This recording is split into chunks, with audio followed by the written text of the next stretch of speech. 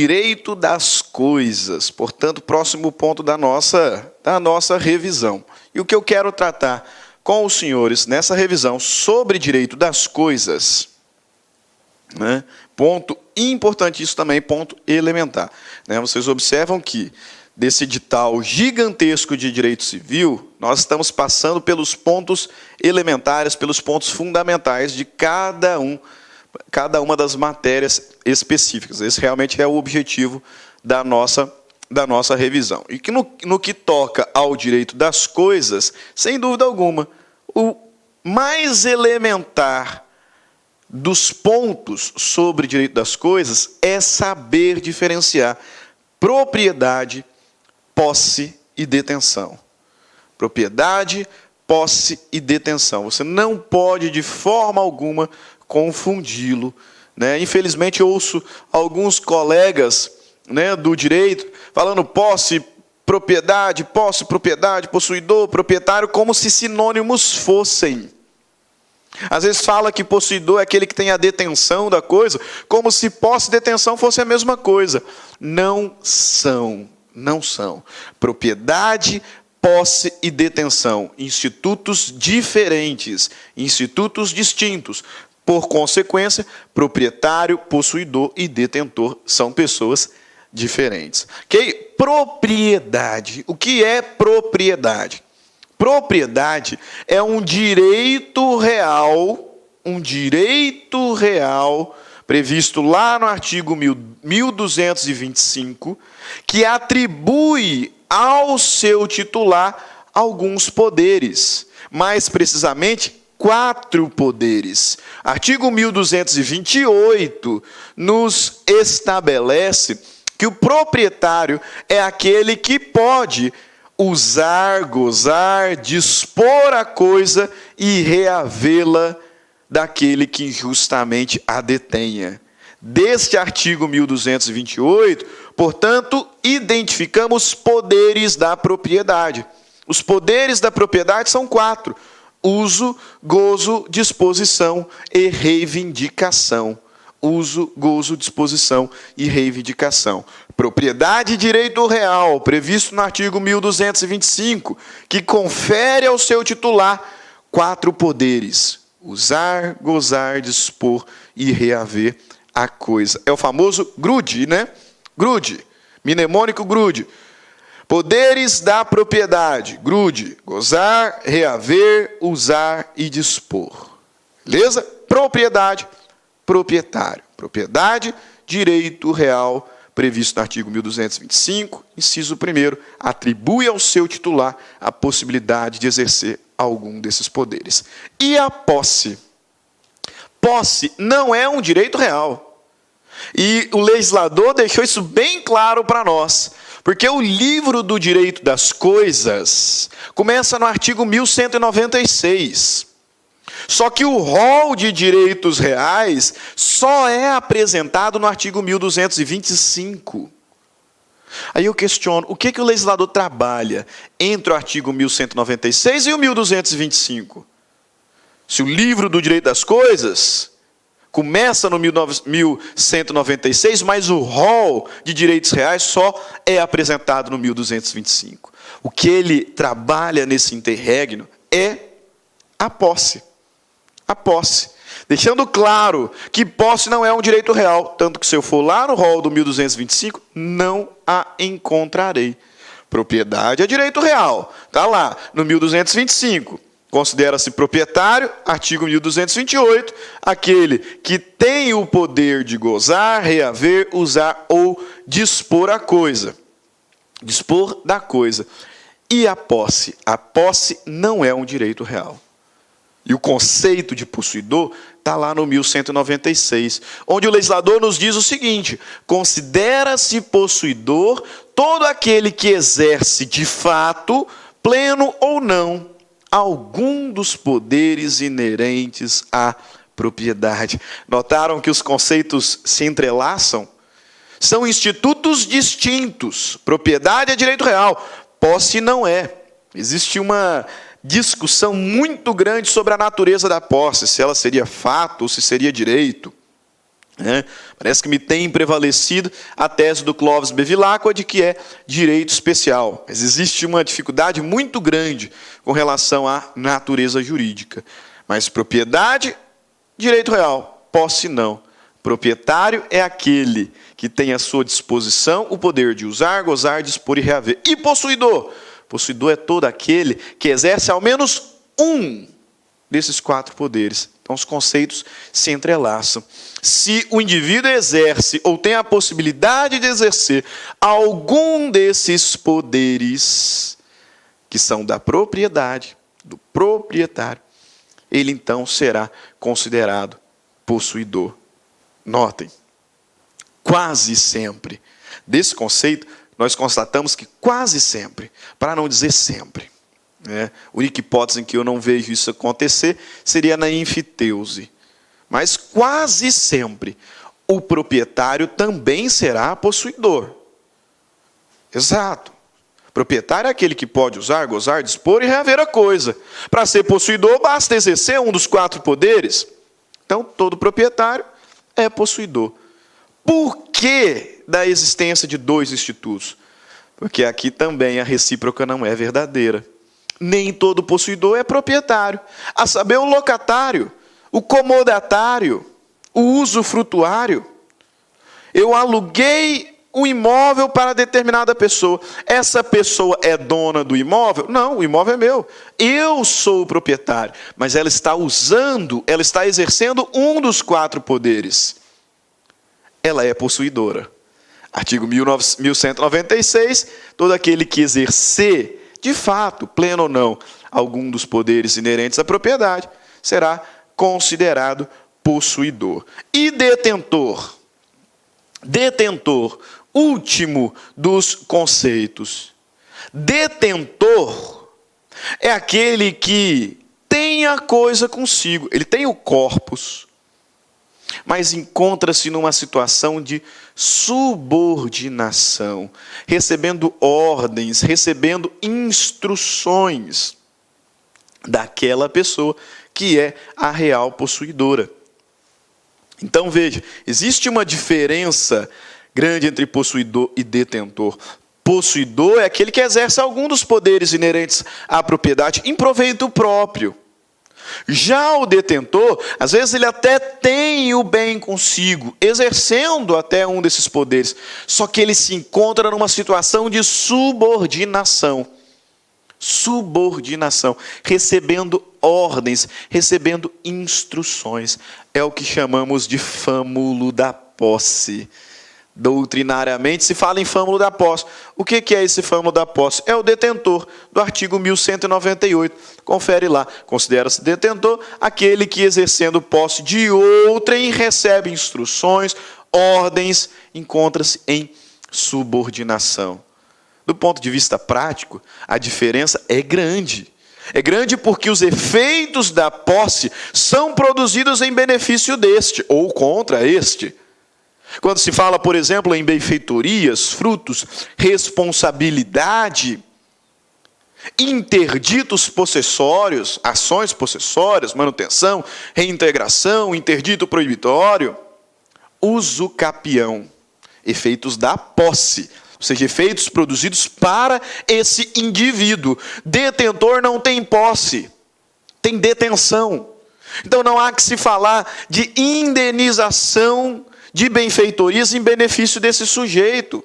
Não há que se falar em frutos em benefícios desse sujeito. O detentor não tem legitimidade para ajuizar a ação possessória. Por quê? Porque não tem posse. Não tem posse. O detentor não pode usucapir. Isso. O detentor pode ficar lá com o bem resto da vida. Não vai dar usucapião. Por quê? Porque não tem posse. É o caso do caseiro, do chacreiro, do motorista, do secretário, do bibliotecário, que até tem o bem consigo, mas em subordinação. O caseiro pode ficar 50 anos lá na chácara. Essa detenção não possibilitará usucapião. Por quê? Porque ele não tem posse. Ele é detentor. É óbvio que essa situação pode se transmudar, né? Imagina que o verdadeiro possuidor morreu, não apareceu nenhum herdeiro e esse caseiro passa a exercer posse.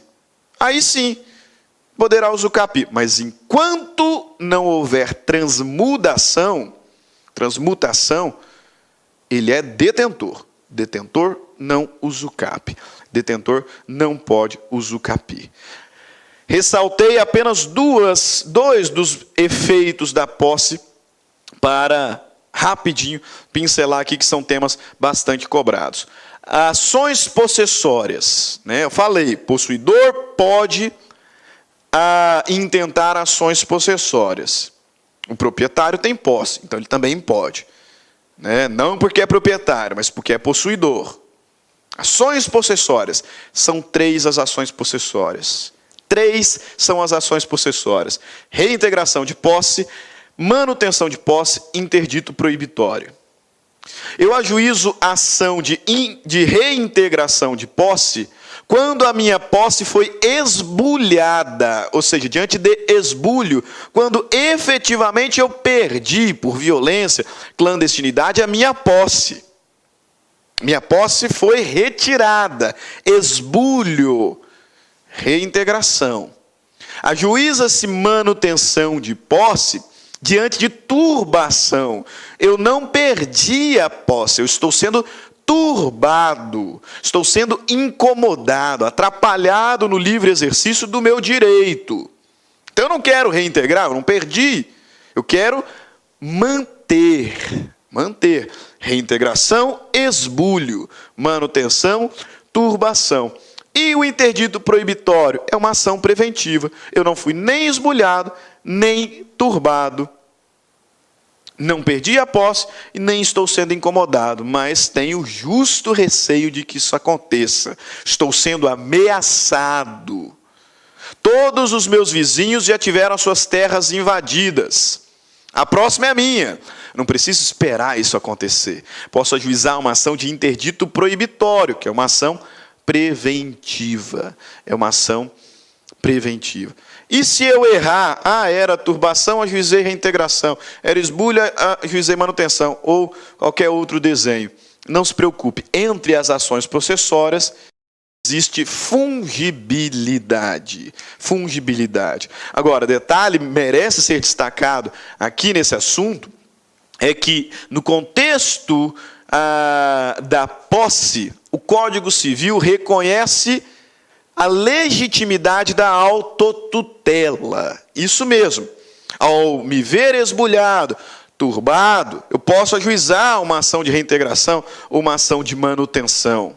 E assim provocar atividade jurisdicional para compor o litígio, para resolver o litígio.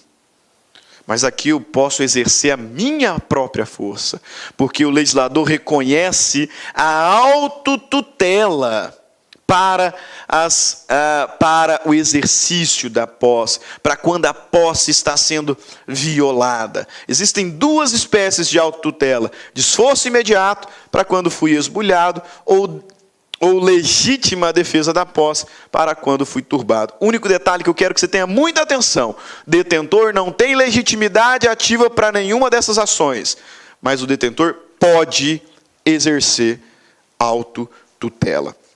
Último efeito da posse que quero destacar diz respeito às benfeitorias. De acordo com o artigo 1219 do Código Civil, artigo 1220 do Código Civil, nós temos ali os efeitos da posse relacionado à construção, à edificação de benfeitorias. Você sabe que benfeitorias são construções acessórias, anexas a um bem principal. E essas benfeitorias podem ser de 3 ordens, necessárias quando forem indispensáveis à manutenção, à conservação do bem. Úteis quando não eram indispensáveis, mas traz utilidade. E voluptuária quando são benfeitorias de mero embelezamento, aformoseamento, mera vaidade, deleite. 3 espécies de benfeitorias. Pois bem, notem, se o possuidor de boa fé faz benfeitorias, ele tem direito à indenização? Se o possuidor de má-fé faz benfeitorias, ele tem direito à indenização? O possuidor de boa-fé fez benfeitorias ao imóvel, ele tem direito de exigir indenização do proprietário?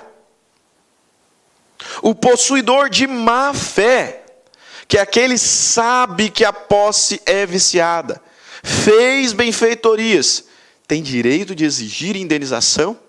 Por que eu trouxe esse quadro? Pelo seguinte: cansei de ver alunos afirmarem, e por conta disso, bancas cobrando, e fazendo muita gente errar. Afirmações como: todo possuidor de boa fé tem direito à indenização por benfeitorias. Ponto. Possuidor de má fé não tem direito à indenização por benfeitorias. Ponto. Possuidor de boa fé tem direito à indenização por todas as benfeitorias que fizer, afinal ele está de boa fé.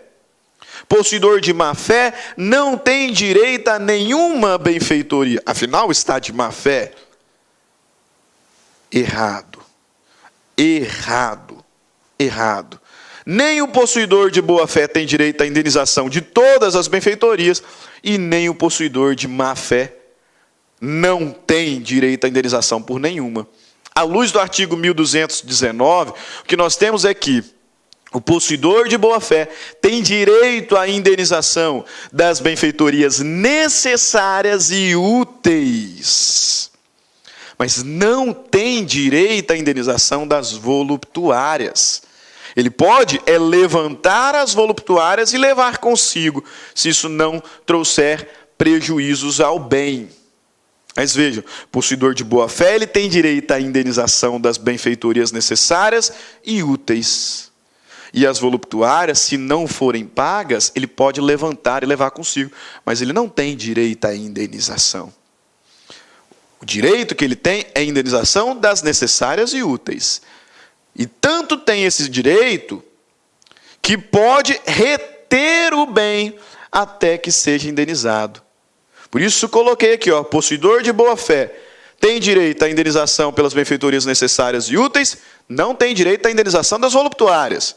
Ele pode levantar e levar consigo, e tem direito de retenção por essa indenização aqui. Agora, o possuidor de má-fé, ele não tem direito à indenização de nenhuma benfeitoria? Errado. O possuidor de má-fé tem direito à indenização das benfeitorias necessárias. Não tem direito à indenização das úteis, não tem direito à indenização das voluptuárias, não tem direito de retenção, mas tem direito à indenização das necessárias. Ok? Direito de família, próximo ponto aqui da nossa revisão, jogo rápido, já chegando aí à conclusão, depois de direito de família, sucessões. O que eu quero falar com vocês sobre direito de família é regime de bens. Entendam. Regime de bens é o complexo, é o conjunto de normas que visa regulamentar as relações patrimoniais decorrentes do casamento. Ele se submete a alguns princípios. O princípio da variedade, porque nós temos um rol de direitos reais, de regimes de bens, melhor dizendo, regime da comunhão parcial, regime da comunhão universal, da separação e regime da participação final nos aquestos. Ele também se submete ao princípio da autonomia, porque o casal, os nubentes, podem escolher qualquer dos 4 regimes. E vou além. Eles podem escolher o que melhor lhes aprouver sobre direito patrimonial. Então, eles podem até mixar normas de comunhão parcial com comunhão universal, com comunhão com separação de bens, criando um regime próprio. Por quê? Porque aqui aplica-se o princípio da autonomia. É evidente, esse princípio tem exceção. Algumas pessoas não poderão escolher e terão que se submeter ao regime da separação. Mas percebam, princípio da variedade. Temos 4 regimes: comunhão parcial, comunhão universal, separação, participação final nos aquestos. Princípio da autonomia. Os nubentes podem escolher o que melhor lhes aprouver, mesmo que não esteja lá previsto expressamente, como é o caso de algum dos regimes. Pode mixar, regras. Dos princípios, o mais importante para mim é o último.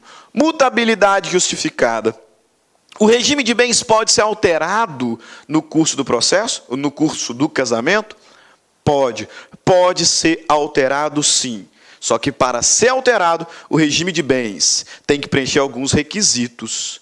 O princípio da mutabilidade justificada. O regime pode ser alterado durante o casamento, desde que seja pedido de ambos, autorização judicial, pedido motivado e ressalvado direito de terceiro. Único detalhe que eu quero destacar: autorização judicial. Para alterar regime de bens, tem que ter autorização judicial. Não caia na pegadinha de que é possível alterar regime de bens mediante escritura pública. Não, não pode. É possível? É, mas tem que ter pedido de ambos, motivado, autorização judicial, e não pode prejudicar direito de terceiros. Pacto antinupcial. O que é um pacto antinupcial?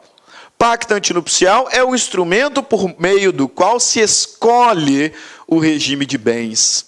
E quanto à sua natureza, podemos afirmar, o pacto antinupcial ele é um contrato solene, porque depende de escritura pública para a sua validade, exceção ao princípio da liberdade. Condicional, porque esse contrato está subordinado a evento futuro incerto, qual seja a celebração do casamento. Eu posso fazer o pacto hoje. Se eu não casar, ele não produz efeitos. Então, os efeitos do pacto antinupcial estão subordinados a evento futuro incerto, a celebração do casamento. E acessório, porque o casamento é o negócio jurídico principal. O pacto, ele é o negócio jurídico acessório. Se o casamento for extinto, o pacto também será. Se o casamento for extinto por anulação, por nulidade, por morte, por divórcio, o pacto também será, porque ele é acessório. Cuidado, porque a recíproca não é verdadeira. Se o pacto for anulado, se o pacto for declarado nulo, o casamento não será. O casamento não será. O acessório é que segue o principal, e não o contrário.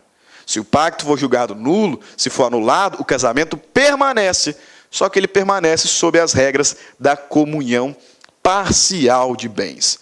E para fechar, pacto antinupcial. Pode um menor de idade fazer um pacto antinupcial? Pode. Pode sim. Só que com alguns detalhes, com alguns requisitos. Você sabe que a idade núbio no Brasil é 16 anos. Então, podem casar os maiores de 16 anos, desde que autorizado por ambos os pais. Desde que autorizado por ambos os pais. Não precisa de autorização do juiz, não. Num primeiro momento, não. Podem casar os maiores de 16 anos, desde que autorizado pelos pais ou representantes legais. E isso basta. Ponto. Nessas circunstâncias, além de casar, o menor também pode escolher o regime de bens. Se ele quer casar na comunhão universal, se ele quer casar na separação ou na participação final nos aquestos. E para isso ele vai precisar de um pacto antinupcial. Porque o único regime que se escolhe sem pacto é a comunhão parcial de bens. Então, qualquer regime que ele quiser fora da comunhão parcial, precisará de pacto antinupcial. Pode fazer? Pode. Pode. Se ele é maior de 16, tem autorização dos pais para casar, ele pode fazer um pacto antinupcial? Pode, desde que os pais também concordem com o pacto. Não só com o casamento, mas também com o pacto. Agora, qualquer menor pode fazer o pacto? Aí é que alguns escorregam. Vejam. O legislador diz que toda pessoa que depender de decisão judicial para casar, tem que se casar na separação obrigatória. O maior de 16 anos, sem autorização dos pais, pode casar? Pode casar, desde que tenha autorização judicial. O maior de 16 anos que não tiver autorização dos pais, pode casar mediante decisão judicial. E se ele precisa de decisão judicial para casar, o regime será o da separação obrigatória. Então, o menor pode fazer pacto, com exceção daqueles que precisam de decisão judicial. O regime será o da separação obrigatória. Regime da comunhão parcial de bens. Aquele regime em que comunicam os bens adquiridos onerosamente ou por fato eventual na constância do casamento. Onerosamente ou por fato eventual na constância do casamento.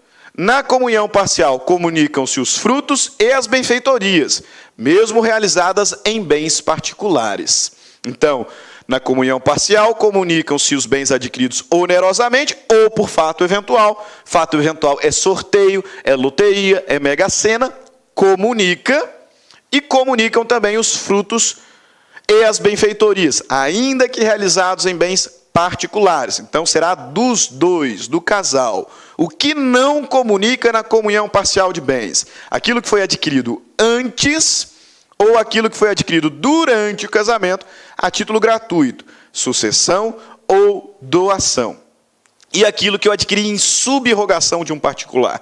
Tinha um imóvel que era só meu. Vendi e com esse dinheiro eu comprei um outro. Foi adquirido onerosamente, mas foi em subrogação. Então, não comunica.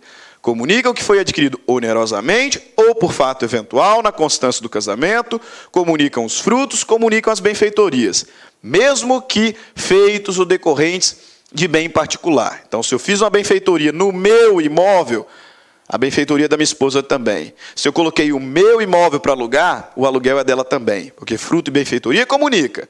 Não comunica o que eu adquiri antes, o que foi adquirido a título gratuito, sucessão ou doação, e o que foi adquirido por subrogação. Comunhão universal de bens. Como regra, tudo comunica. Presente e futuro. O que eu tinha e o que eu adquiri durante o casamento. Tem exceção? Tem. O que não comunica na comunhão universal de bens? O que eu recebi a título gratuito, sucessão ou doação, com cláusula de incomunicabilidade. Aqui está a grande diferença. Aqui está a grande diferença entre comunhão universal e comunhão parcial. Ok? Lá na comunhão parcial, o que eu adquiri por doação, por sucessão, não comunica. Ponto final. Aqui na comunhão universal, só não comunicará se tiver cláusula de incomunicabilidade. Se não tiver, vai comunicar. Não comunicando, se eu tiver um bem particular, alienar e comprar outro, também não comunica, porque aí é subrogação. E excluem-se também da comunicação bens gravados de fideicomisso e dívidas anteriores ao casamento. Cuidado, dívida passiva comunica. Dívida anterior não comunica. Separação convencional. Como regra, nada comunica. Pronto. Independência. Amor, patrimônio à parte. O que é meu, o que é dela é dela. E a grande marca da separação convencional é que para realizar os atos jurídicos, quaisquer que sejam, não preciso de outorga conjugal. Não é necessário outorga uxória, não é necessário outorga marital. Separação obrigatória. Nunca confunda a separação obrigatória com a separação convencional, que também é chamada de separação absoluta. A separação obrigatória é a exceção ao princípio da autonomia de vontade. Essas pessoas não podem escolher o regime que querem se casar. Quais são essas pessoas? Aqueles que se casarem na pendência de causa suspensiva, maiores de 70 anos, e aqueles que dependerem de suprimento judicial para casar. Por isso que o menor, maior de 16, que não tem autorização do pai, não pode casar em qualquer regime. Porque se ele não tem autorização dos pais, precisa de decisão judicial. Então, o regime é a separação obrigatória. Serão obrigados a casar no regime da separação legal aqueles que estiverem na pendência de causa suspensiva, maior de 70 anos, e quem depender de decisão judicial para casar. Na separação obrigatória, nada comunica, assim como na separação convencional ou absoluta? Errado. A separação convencional, ela se parece muito com a comunhão parcial. Isso mesmo, se parece muito com a comunhão parcial. Por que eu afirmo isso? Porque, com base na súmula 377, comunicam-se os bens adquiridos na constância do casamento. No regime da separação obrigatória, com fundamento na súmula 377, comunicam-se os bens adquiridos na constância do casamento. Lembrou? Comunhão parcial? Beleza, então não confunda a separação obrigatória com a separação absoluta, com a separação convencional. São totalmente diferentes. Lá na absoluta, nada comunica, e as partes é que escolheram. Aqui não, esses sujeitos são obrigados a casar nesse regime. Mas tem comunicação, súmula 377.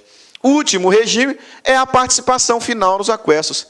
Muito incomum. O que você precisa saber é que esse regime ele é híbrido, porque durante o casamento é como se fosse separação de bens, nada comunica. Mas se o casamento terminar, e quando terminar, por divórcio ou morte, na hora de fazer a partilha, eu vou aplicar comunhão parcial.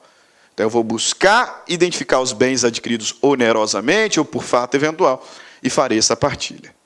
Ok? Agora, mesmo aqui na participação final nos aquestos, para alienar imóveis, essa liberalidade, essa permissão tem que estar prevista no pacto antinupcial. Se não tiver, será indispensável a outorga uxória. Último ponto da nossa revisão. Direito das sucessões. E o que eu quero que você saiba aqui sobre direito das sucessões? Primeiro, alguns conceitos iniciais, uma classificação inicial. Entendam, herdeiro não é a mesma coisa que legatário. Legatário é aquele que recebe a título singular, um bem único, certo, determinado. O João deixou para mim, via testamento, um carro. Eu sou herdeiro? Não, eu sou legatário. Herdeiro é aquele que participa, é aquele que recebe uma fração ideal no todo. Isso.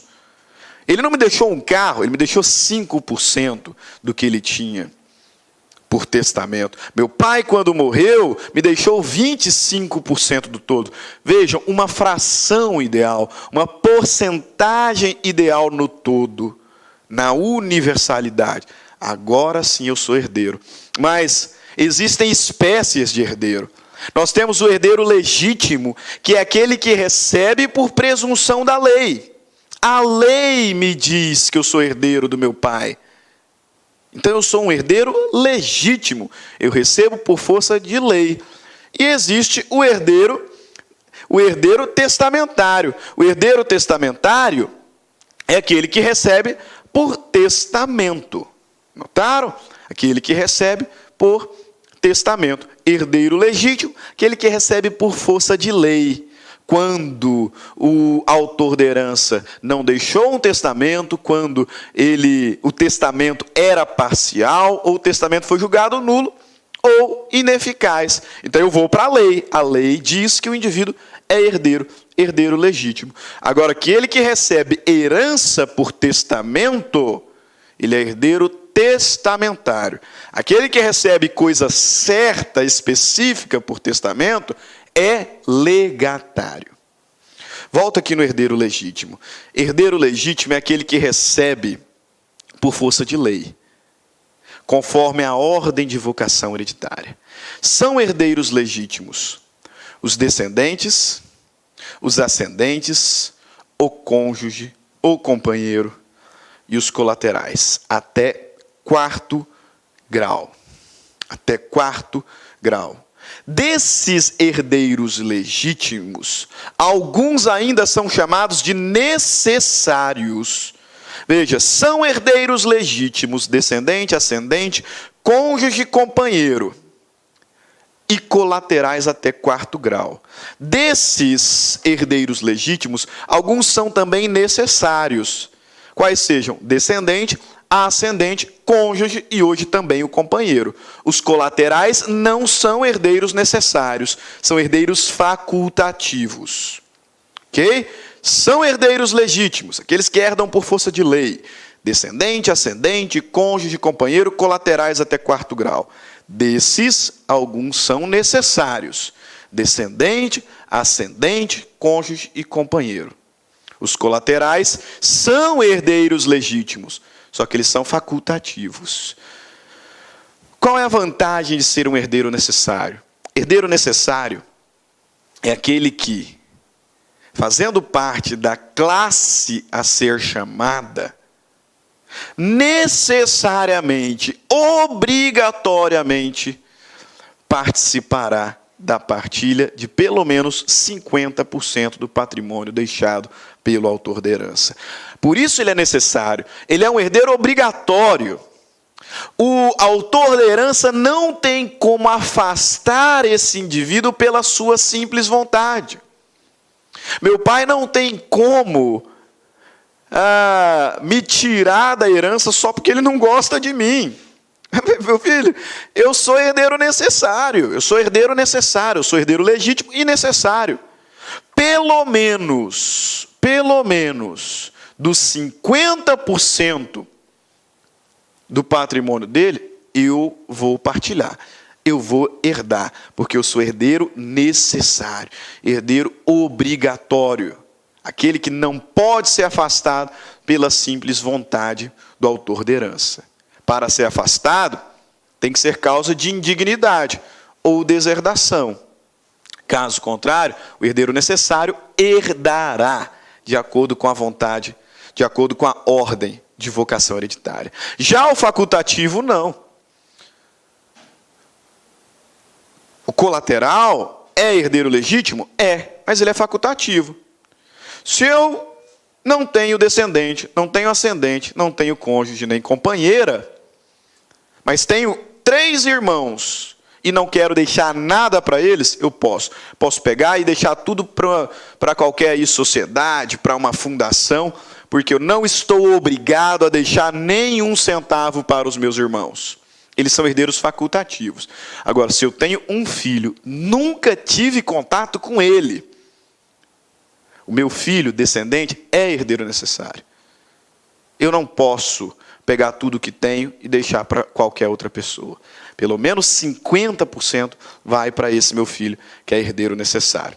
Existe uma ordem para se chamar os herdeiros legítimos.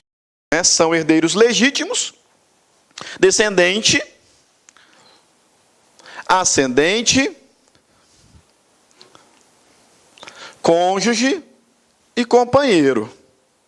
Esses que são herdeiros legítimos, cônjuge, companheiro e colaterais. A diferença é que esses aqui são legítimos e necessários. Os colaterais são facultativos. Notaram isso? Perfeito. Herdeiro legítimo é aquele que herda por força de lei. Mas quando o indivíduo morrer, se ele não deixar testamento, eu não vou chamar todo mundo. Vem todo mundo. O João morreu. São herdeiros legítimos, descendente, ascendente, cônjuge, companheiro, colaterais até quarto grau. Então chama todo mundo até o primo.